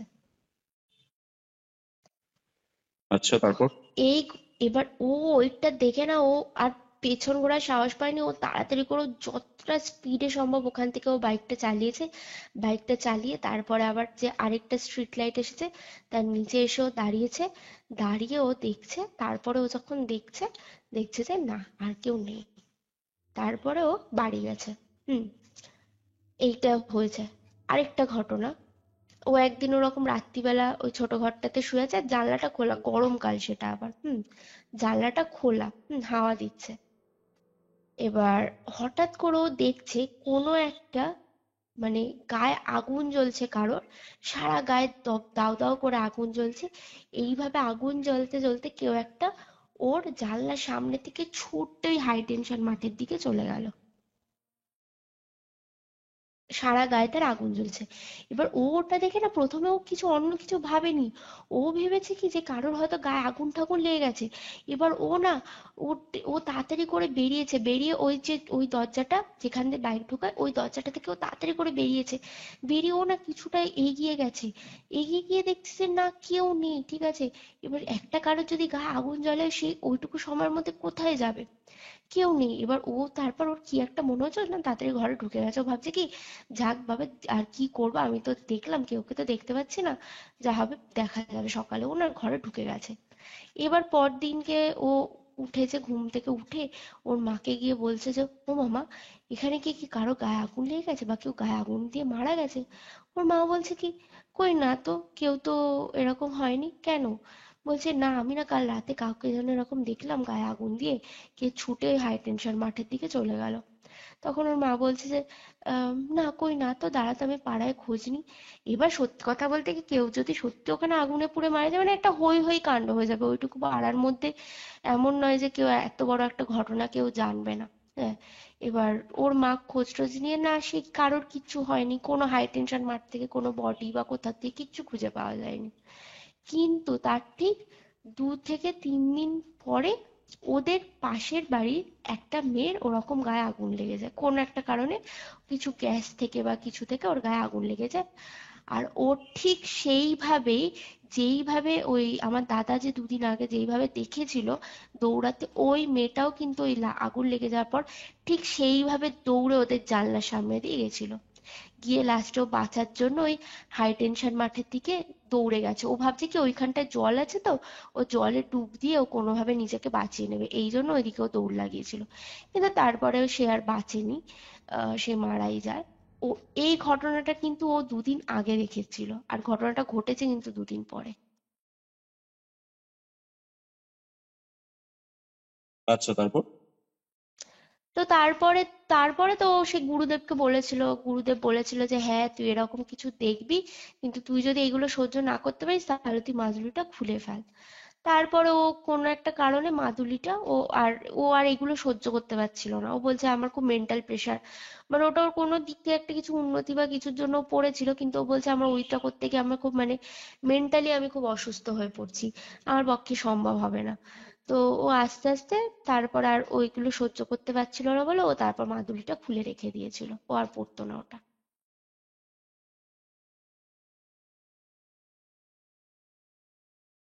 এই হচ্ছে মানে দুটো ফেজের ঘটনা। মানে আজকে তুমি যে ঘটনাগুলো শেয়ার করলে না, মানে সত্যি কথা বলছি, গা কেঁপে গেছে পুরো। অ্যান্ড কি বলবো, আজকে মানে ভূত চতুর্দশী স্পেশাল এপিসোড, ঠিক আছে, পুরো কেঁপে গেছে। হ্যাঁ, খুব ভালো ছিল ঘটনাগুলো, ঠিক আছে। আমি চাইবো এরকম ঘটনা আরো নিয়ে আসো। ওকে। অ্যান্ড অবশ্যই। প্রিয়া, তোমার লাইফের আরো বেশ কিছু অ্যাসপেক্টে ঘটনা রয়েছে যেগুলো এখনো শেয়ার করা হয়নি, বলোনি। হ্যাঁ, সেইগুলো নিয়ে নেক্সট এপিসোডে আমরা রেকর্ডিংটা করবো। ওকে, অবশ্যই, অবশ্যই। চলো। খুব ভালোভাবে দীপাবলি কাটাও, ঠিক আছে। তুমিও খুব হ্যাপি ভালোভাবে দিওয়ালি। দীপাবলি কাটে, হ্যাপি দিওয়ালি।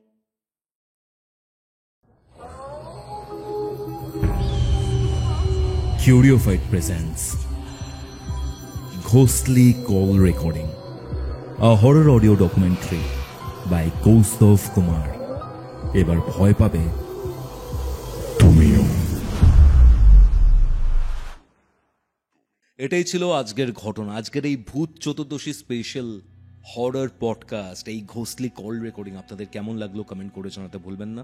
আপনার যদি কোনো স্পিরিচুয়াল হেল্প, কোনো অ্যাস্ট্রোলজিক্যাল প্রেডিকশন দরকার পড়ে, আমার থেকে যোগাযোগ করতে পারেন আমাদের অফিসিয়াল হোয়াটসঅ্যাপ নম্বরে, যেটি হচ্ছে 6290675195। কৌস্তবের আড্ডাতেও রাত 10টার সময় আজকে আপনারা এপিসোড পাচ্ছেন, তো সেটাও কিন্তু চেক আউট করতে ভুলবেন না। তাহলে চলুন দেখা হচ্ছে পরবর্তী এপিসোডে, যেটি আসছে বৃহস্পতিবার দিন দুপুর ঠিক 3টের সময়। ততক্ষণ অব্দি কিউরিও ফাইটার এরকম আরো দুটি এপিসোড দেখতে শুনতে আপনার মোবাইল স্ক্রিনে আসা ডান দিকের অথবা বাদিকের বক্সে ক্লিক করুন।